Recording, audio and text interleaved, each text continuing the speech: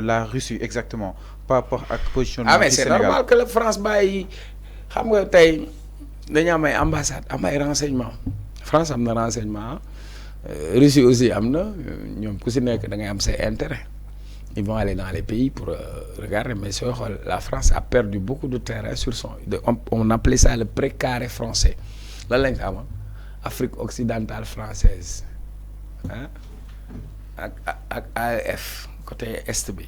coloniser loolu yëpp.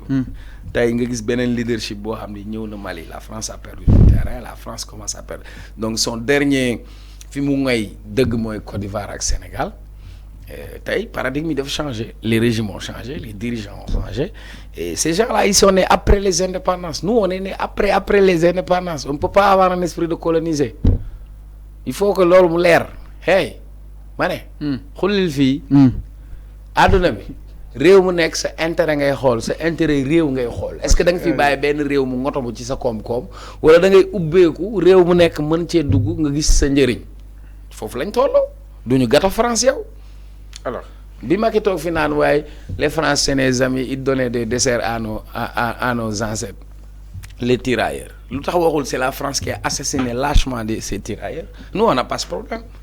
bu jàngi jotee man dem naa jàngi France. peut-être fan yi ñëw mën naa dem doxantu France c'est pas un problème amuñu benn problème ak France amuñu benn problème ak français mais la politique française elle va changer maintenant la France elle a à craindre parce qu'aujourd'hui du point de vue géostratégique et géopolitique il y a des grands yoo xamante ne dañu ñëw maintenant il faut que l'Africain soit conscient de ce qu'il est qu'il soit conscient de ce qu'il a comme potentiel qu'il soit conscient que son destin ne se fera pas entre les mains d'autrui mais son destin se fait par lui-même.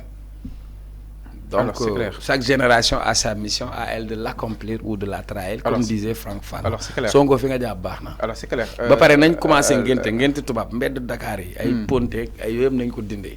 nañ ko dindee xoola même pont Faidherbe nañ ko wekk. comme ni nga defoon Ziguinchor. oui mais nañ.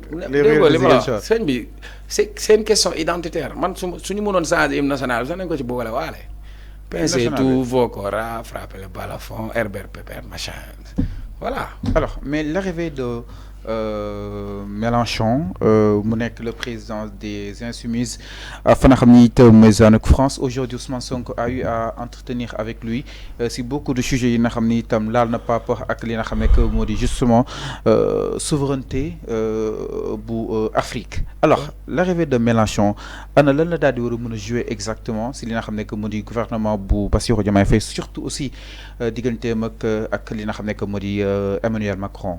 Ouais mais bon c'est déjà audacieux quoi parce que d'habitude on ne voyait pas des dirigeants mais ay acteurs xam buñ koy poser ça dañuy sóoraale Quai d'Orsay quoi. Dañuy sóoraale France etc. Donc là c'est audacieux, c'est un peu provocateur, c'est une façon très stratégique de dire à l'autre que tu n'es pas seulement là. Moi aussi, nous sommes là, on a des entités. Et d'ailleurs, il a mis ça, il a contextualisé pour dire que Emmanuel Macron, c'est le président de la France.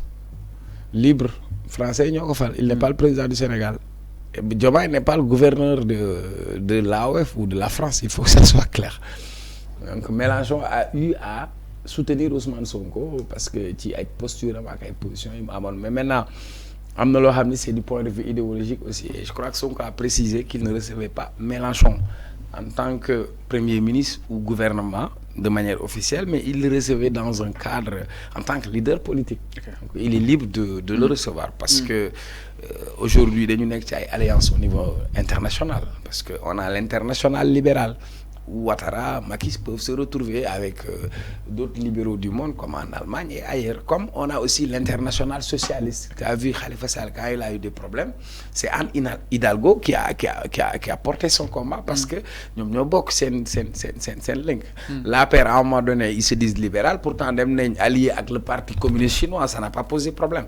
Donc dès l'instant que Mélenchon a les mêmes idéologies ou amène une convergence d'idées, rien n'empêche à ce que nous ayons un lien avec une relation. Maintenant, ça peut être provocateur vis-à-vis de Macron, parce que personne n'osait peut-être recevoir l'opposant le plus placé en France. Parce qu'il est l'opposant le plus présent, mon président Macron. Oui, mais là, c'est épique comme qui n'a jamais que Mélenchon. Mais peut-être mais la diplomatie, c'est dans les couloirs.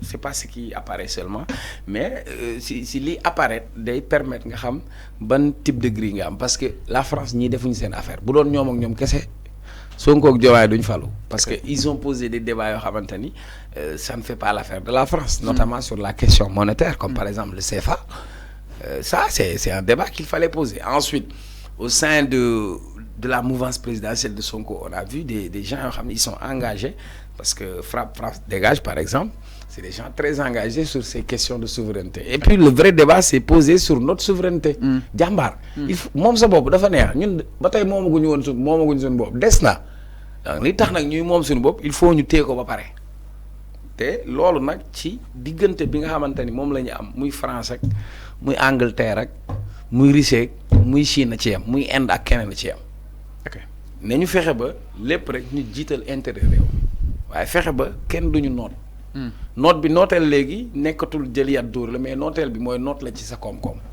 ginnaaw bi ñu nootee ci suñuy xel ak ci suñuy xalaat nooteel boobu ñoo koy dindi moo tax sànq ma naan la way boobu Marley ba emancipate yourself from mental slavery donc tout est question d'état d'esprit et adduna bi dafay gën a dox di gën a avancer et y a un nouveau leadership au-delà du Sénégal tey Ousmane Sonko est érigé en modèle en Afrique parce que tout simplement beneen leadership moo judduwaat ñoo xamante ni gëm nañ ni kenn du tabax seenum réew lu dul ñoom te keneen ku fiy ñëw li ko fi tax a ñëw intérêt am la mais nañu fexe ba ñun ñu sàmm suñu intérêt man gëwuma sax ay partenariat 50-50 wala win-win non partenariat bu ñu mën a am ñun nañ ci gis suñu bopp. ok c'est clair ba tey suñu analyser exactement li nga xam ne que moo di le discours de Sonko le décryptage dans le point de l'actu aduna jëmale si relation ak li nga xam ne que moo di yeneen dëkk yi jàpp na ni dafa mës a am relation boo xam ni itam relation bu rafet la et que dafa mës a jiite Sénégal si kàddu yi nga xam ni itam mu koy daal di yëkki dem bay jàpp ni président Macky Sall ki fi nekkoon président des fois mooy dem Sudaan biiti réew di yàq li nga xam ne mooy discours am je veux dire par là que Ousmane Sonko mi ngi essayer de refaire exactement son discours éclairé sur pas mal de points digganteem ak le Sénégal ak yenn dëkk yi nga xam ni itam ñoo daal di nekk si àdduna bi peut-être ñoom nee ils sont peut-être libres waaye itam tëj nañ seen ay buntu ñëpp bu ku nekk soo amee projet nga ñëw partager ko ak ñoom exactement alors naka ndaa di jàngatee cette action bi nga xam ne Ousmane Sonko yëkkati na ko peut-être pour daal di refaire kaddu wala kon son image discours yi nga xam ni itam mu koy daal di yëkki ñu bëri jàppe woon que ni discours c'était discours purement panafricanisme. waaw fi nga daanee j'aime bien parce que nous sommes des panafricains gëmuñu lu dul suñu réew gëmuñu lu dul suñu dëkk jàmbaar del bu ñuul yàlla da ko sagal il faut ñu sagal suñu bopp. et loolu nag fulla gi ak fayda gi ñoo koy def te bukki lu muy yebee gaynde ci doxin bala maintenant en termes d'image de communication il y a eu beaucoup de diabolisation quand même yoo xam ni il a fait et puis ça peut enlever des incompréhensions.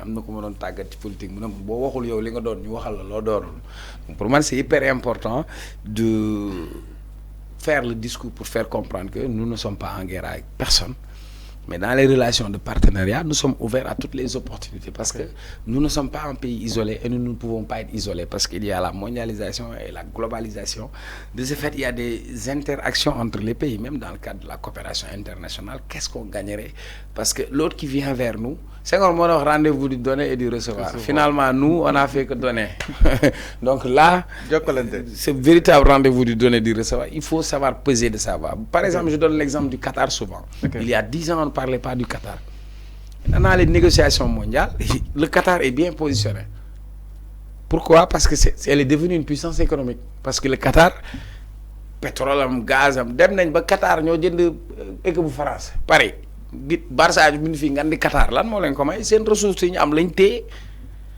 nous ne devons pas être dans une position de demandeur et loolu nag il faut mu changer maintenant du point de vue géopolitique et diplomatique je crois que ñoom ñu ngi doog a ñëw am na loo xamante ni c'est une diplomatie sénégalaise boo xamante ni am na une grille et tu as vu même la position du Sénégal sur les questions de la Palestine sur la question de l'OCI donc le Sénégal c'est un petit pays son côté tamit dal défendre na bu baax ba Palestine oui mais c'est un petit pays mais grand par ses hommes et je crois que am nañ ci yaakaar quoi que nit ku ñuul taxawaay bi ko war mais loolu lépp dafay regrouper aussi benn mot la patience parce que les suñ ko bëggee def il faut ñu tëj Sénégal tuuti defaraat et tant d'autres mais est-ce que tey jii jàpp nga ni le Sénégalais est patient justement par rapport à tous ces sanctions yi nga xam ne peut-être éventuellement ñu nag France mën na see daal di war a mën a amee exactement. ban sanction.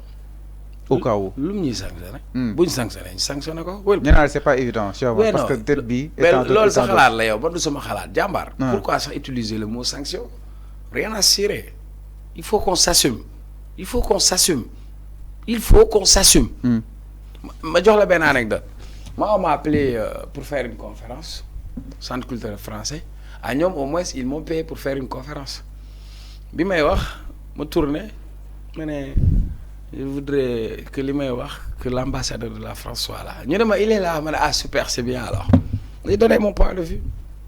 l'arnaque que la France fait sur les demandes de visa par exemple. pour déposer un visa.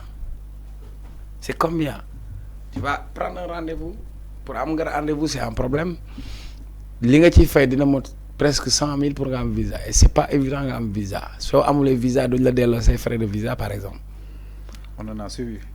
étudiants yi ñu dem créer campus France. boo paree foofu ñu ne la nga dem VSF sur pratiquement 30 000 étudiants 11 000 yi ñooy jàll. ñeekeen xaalis perte nañ presque 300 000 11 000 étudiants yi jàng bu ñu demee ba am master s'ils sont brillants ñu jox leen national français jox leen xëy Sénégal perte ci. il faut qu'on s'assume il faut ñu xam ñu lan la ñu bëgg il faut qu'on ait le courage de nous assumer maintenant le mot patience j'aime bien le mot patience parce que Dieu a dit dans le Coran qu'il est avec les endurants et les patients et que dans un processus ça ne peut pas se faire du tic au tac. Il faut y aller de manière stratégique et de manière intelligente et non de manière peut-être frontale. Je peux comprendre que nga ne mu ñëw rek teg discours boobu mais su waxul loolu lan lay wax parce que depuis des années c'est son idéal de combat nit da nga koy topp ci logique am mënul wax leneen lu dul loolu parce que bu deful woon loolu pour man il s'aurait trahi lui-même il aurait trahi même le peuple sénégalais ce qu'on attend c'est véritablement une nouvelle Afrique dans une nouvelle ère boo xamante ni l'Afrique sera debout la France daf ñu mës a ouais non au-delà pressé quoi nous on n'a rien gagné dans ce partenariat alors li ngay wax en économie on parle d'autarcie c'est-à-dire un pays qui s'enferme nous ne sommes pas la Corée du Nord. La Chine à un moment donné elle s'est enfermée pour defar dëkkam industrie pour mën a nekk mastodonte nous on n'a pas décidé de nous enfermer on a décidé de nous ouvrir à tout le monde mais si képp kuy ñëw ce sera d'égale dignité. Alors c'est clair exactement donc loolu mu nekkoon notre cursus daal di koy placé woon par rapport